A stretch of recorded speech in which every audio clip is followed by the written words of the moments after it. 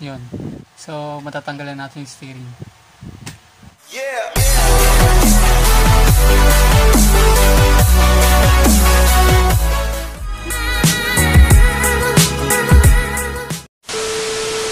Hello guys! Welcome back to my channel. So, ngayong araw guys, mag-unboxing tayo ng 10 quick release para sa aftermarket steering wheel natin. So, yun. Nasisimulan na natin pag-unboxing. So, tabi muna natin itong mga to.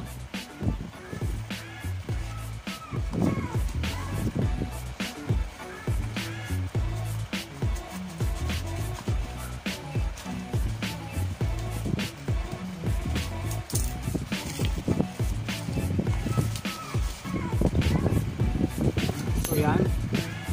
Nalaglag nyo yung nasa loob. Yan, kulay black. So, yun lang. Dalawa lang yung laman niya sa loob. Yan. Ito lang. Tsaka yung tornilyo.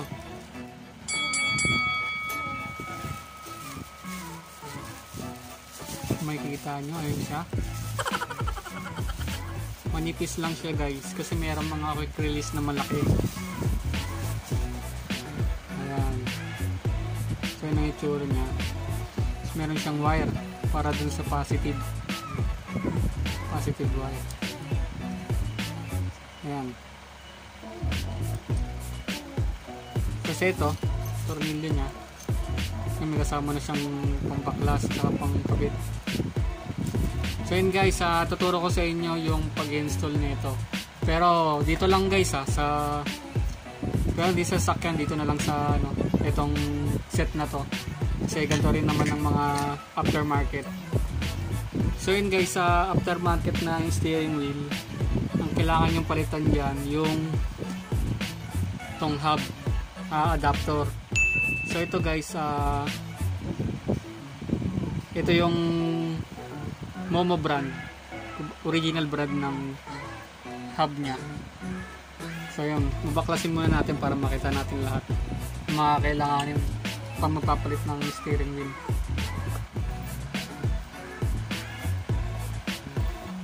Kung mga nakakabit na sa sasakyan yung mga gantong aftermarket, panoorin nyo na lang to paano magkabit na itong quick release manipis. Ba't nga pala manipis yung pinili ko guys kaysa dun sa malalaking quick release? Kasi kaya ako pinili yung maliit kasi lalaki yung dito guys, yung ito. Ayan, kasi dito natin iduduktong yan ito, dito natin iduduktong. Kung malaki yung mga bibilin nyo guys, mas lalang hahaba to, mas layang lalayo tayo sa switch ng signal light tsaka ng sa washer. So ang pangat tignan, di ba? Kaya yung manipis lang yung kinuha natin. Example nito guys, nakasalpak na yung itong natin, itong set natin na steering dun sa sasakyan. Ganito rin naman ang itsura nun. So ayan guys, baklasan natin.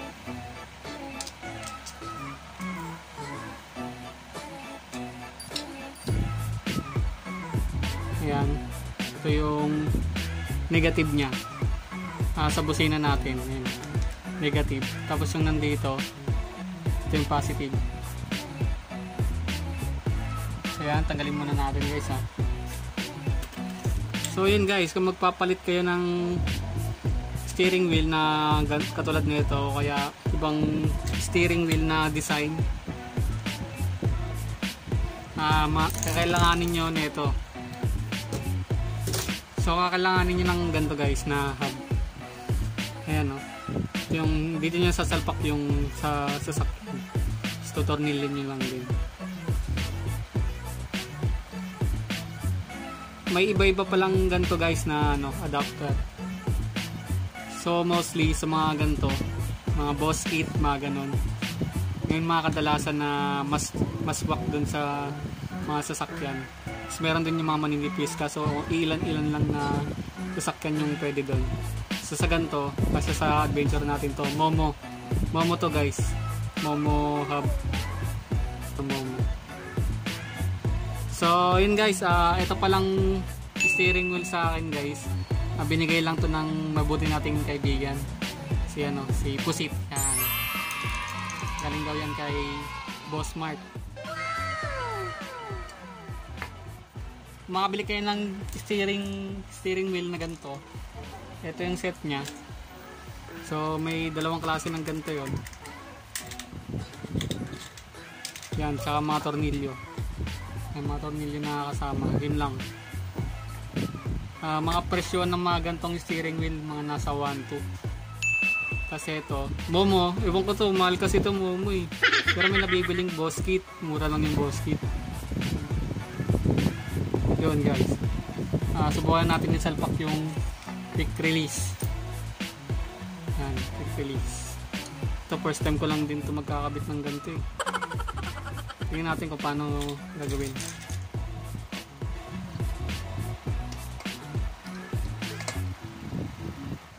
Kailangan matanggal muna natin to guys, para itong may iwan doon natin sasalpak dito.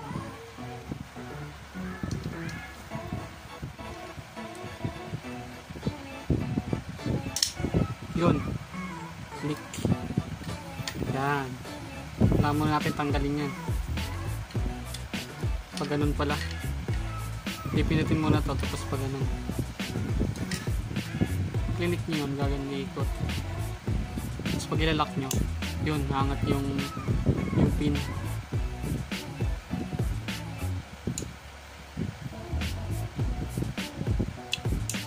Yun. So yun guys, ipit lang natin dito sa ating hub or boss kit, kung boss kit ang gamit nyo. So hanapin nyo lang yung butas. Yan, hanapin nyo natin butas eh. Yun yung butas, tornilyo.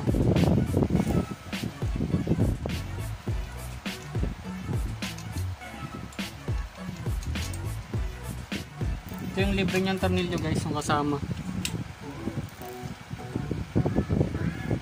Yun ang release natin.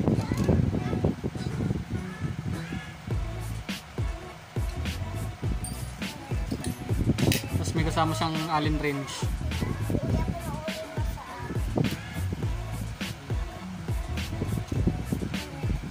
So lagay lang din natin, ipitan lang.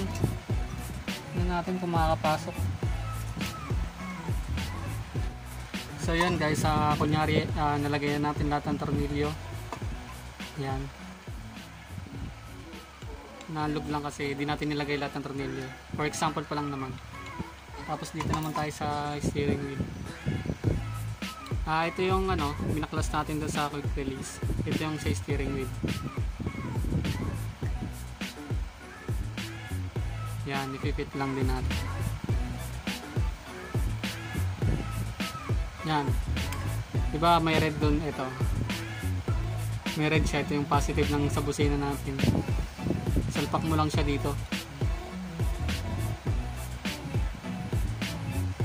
sa busina ng natin. Yan. Tapos itong isang wire negative, lagay lang natin sa ground, sa tornilyo na lang. Kapit mo lang sa tornilyo, higpit. Ganun din dito sa loob, yung may positive, kapit mo lang din dito. Parang ganito lang din tsura. Tapos itong mga yan, ito yung magti-trigger sa busina natin, yung mga tansot. So ganyan ang tsura nya. And guys, higpitan lang din natin. Itong negative guys, sabit nyo lang sa tornilyo pag hinigpitan nyo dito sa gilid. So yan na po siya guys. So lagay na natin yung ito dito sa hub natin. Dito yung magre-release. So hindi ko lang tinapos yung tatlong tornilyo. Ito lang muna para example lang naman. Kasi ito, hindi ko na rin muna nilagay yung sa busina. Ito naman yung positive guys. Yung ganito, may makikita rin kayo dito sa loob. So kung makikita nyo yung may tanso dyan, dun yung sa likod nito. Yung sa loob naman nito, may ganito rin siya. So isasalpak nyo lang din sa ganito. Dun, sa ano natin, sa quick release. So yun guys, titesting na muna natin.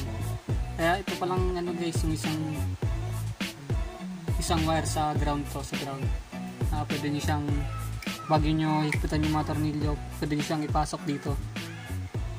Ayan. Dito sa likod. Para gumana yung busina. Kasi yan, titesting na natin siya guys. Ito yung hub natin. So yan guys, nalagay na natin. Sobrang hirap guys. Sobrang hirap ilagay. Kasi ano, dito nakakapit sa sasakyan natin eh. Yung magalaw. So pag ano, i-release natin yung ano, itong steering. I-click lang natin to sabay. Ano, iikot. Sobrang hirap.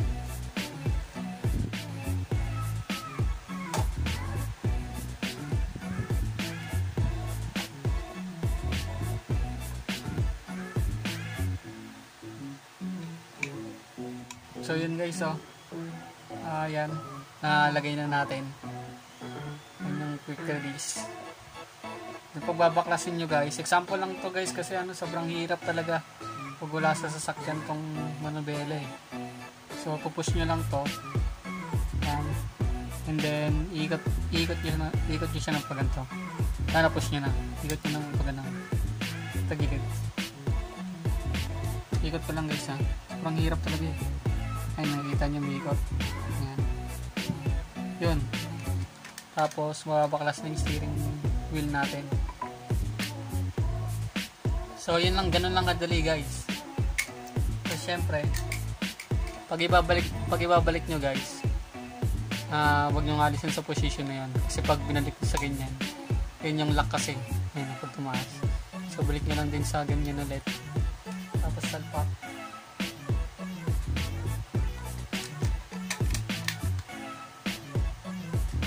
Hindi, nang gagawin nyo lang yung ito lang yung gagalawin nyo, ibabalik nyo lang sa dating pwesto nya. So yun guys, ayun diba,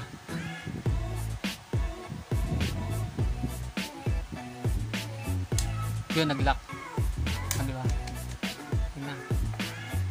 Bali hindi ko lang inikpitan yung ano guys, yung mga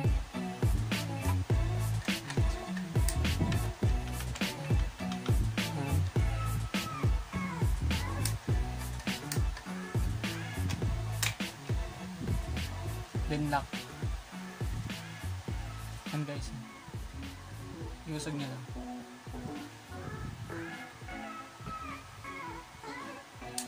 Yun, nag-lock. Tumas na yung ano, tsaka nag-click. So yun guys, hindi ko nang nilpitan yung mga tornilyo kasi example pa lang naman. Then na pag-re-release ulit, kiklik mo lang ito ulit, sabay iurong mo siyang pag-ganon.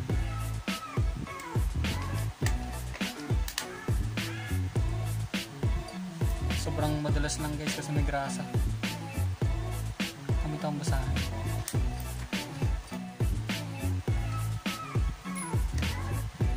So yun guys, na pindutan natin to. Tapos para ma-release yung steering wheel natin, iusog lang natin siya pa puntang left.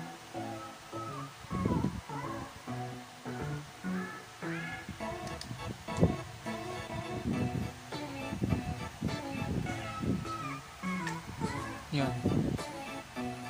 So yun, nag-click na rin siya. So matatanggalan natin yung steering. So yun guys, yun lang kadali yung pag-install nitong quick release na nabibili sa Shopee. So ang presyo nito guys nasa 600 lang. 500 lang pala. Yung shipping syempre pag inad na yun sa inyo, magiging 600. plus, ganun. Ayun lang guys, ganyan lang kadali yung pag-install na ito. Sa mga wiring lang naman na ito, yung positive, ganito lang din ang itsura dun sa loob, yung Momo. Ito, meron din siyang ganda. Sasalpak mo lang din siya dito sa ano niya. Ayan yung sa likod na itong quick release. Yun guys, hindi ko na pala nalagay itong busina kasi for example lang naman na. So madali lang naman ang wiring nito.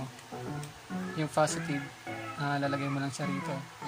Yung negative, sa ground, pwede mo siyang sabay sa tornilyo dito sa may steering sa pagtotornilyo nito. Isalpak mo lang tong negative or ground. So yun guys, testing ulit natin sa pagkabit.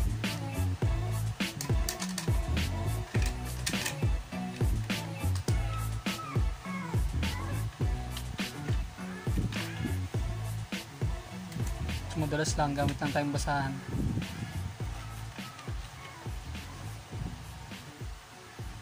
So yun, nakakabit na natin. Then ilalak na lang natin. Yun, okay, nalock na.